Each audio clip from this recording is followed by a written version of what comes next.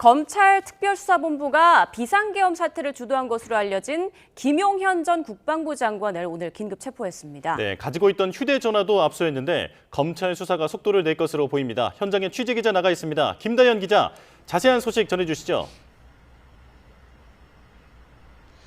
네, 검찰은 오늘 새벽 1시 반 김용현 전 국방부 장관을 소환 조사했습니다. 김 전 장관은 내란과 직권 남용 혐의를 받는 피의자 신분입니다. 오늘 조사는 6시간 가까이 이어졌는데요. 조사가 끝날 무렵 검찰은 김 전 장관을 긴급 체포하고 휴대전화를 압수했습니다. 긴급 체포는 사형이나 무기징역, 장기 3년 이상의 징역이나 금고에 해당하는 죄를 범했다고 의심할 상당한 이유가 있어야 합니다. 또 증거를 없애거나 달아날 우려가 있어서 시간을 더 지체할 수 없는 긴급한 상황이어야 합니다. 검찰은 이 같은 요건을 종합적으로 고려해 김 전 장관의 체포를 결정한 것으로 전해졌습니다.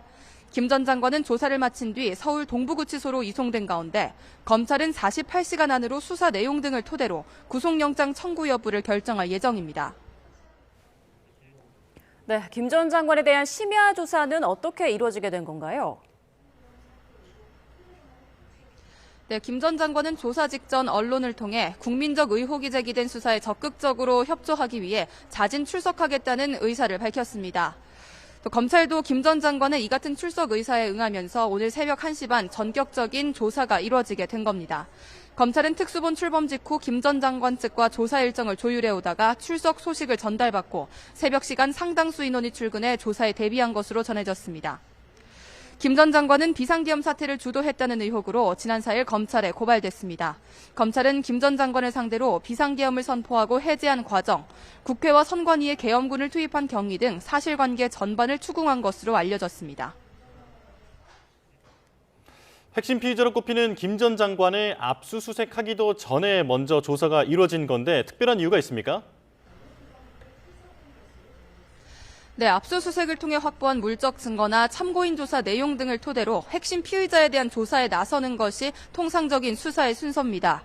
다만 현재까지 국회 등에서 공개된 주요 관계자들의 진술이 엇갈리고 있다는 점이 변수로 꼽히고 있습니다. 계엄군에게 정치인들을 체포하라거나 의원들을 국회 밖으로 빼내라는 지시가 이루어졌는지 여부를 두고 군 지휘관들과 국정원 관계자들의 주장이 각각 다른 건데요. 이에 검찰도 핵심 당사자인 김 전 장관의 진술을 먼저 확보할 필요가 있다고 판단한 것으로 보입니다.